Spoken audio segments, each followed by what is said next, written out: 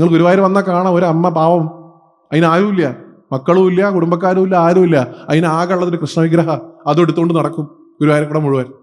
അതിനെ അലങ്കരിക്കും, അതിന് പൊട്ടുകുത്തി കൊടുക്കും, അതിന് ഡ്രസ്സ് ഇടും. ചൂട് കാലത്ത് അവിടെ പോയിട്ട് കാണാം മിനറൽ വാട്ടർ കുപ്പി വാങ്ങിയിട്ട് അതിന്റെ വായിൽ ഒഴിച്ചു കൊടുക്കണം. നമുക്ക് കാണുമ്പോൾ പരിഹാസമാണ്. ഓ, ഇതൊക്കെയാണോ ഭക്തി? നിങ്ങൾ ആരാണ് ഭക്തി നിർണ്ണയിക്കാൻ?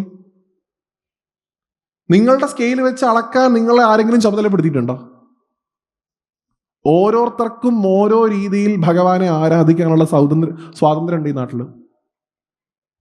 നിങ്ങൾ ഭഗവത്ഗീത പഠിച്ചു, ഭാഗവതം പഠിച്ചു എന്ന് വെച്ചിട്ട് നമ്മൾ വലിയ ഭക്തരായി, ഇതൊക്കെ കോപ്രായമായിട്ട് നിങ്ങൾ കാണുന്നുണ്ടെങ്കിൽ ഓർത്തോളൂ, ഭഗവാൻ കണക്ക് എഴുതി വെക്കുന്നുണ്ട്, നിങ്ങൾക്കുള്ള കണക്ക്. ഒരാളെയും ജഡ്ജ് ചെയ്യാതിരിക്കുക, അദ്ദേഹം ജഡ്ജ് ചെയ്തോട്ടെ. നമ്മളായിട്ട് റാങ്ക് ഉണ്ടാക്കണ്ട, ടോപ്പ് 10 ഭക്തർ. ജ്യോതിഷ ആത്മീയ അറിവുകളും ക്ഷേത്രവാർത്തകളും അറിയാൻ ഇപ്പോൾ തന്നെ ജ്യോതിഷ വാർത്ത സബ്സ്ക്രൈബ് ചെയ്യൂ.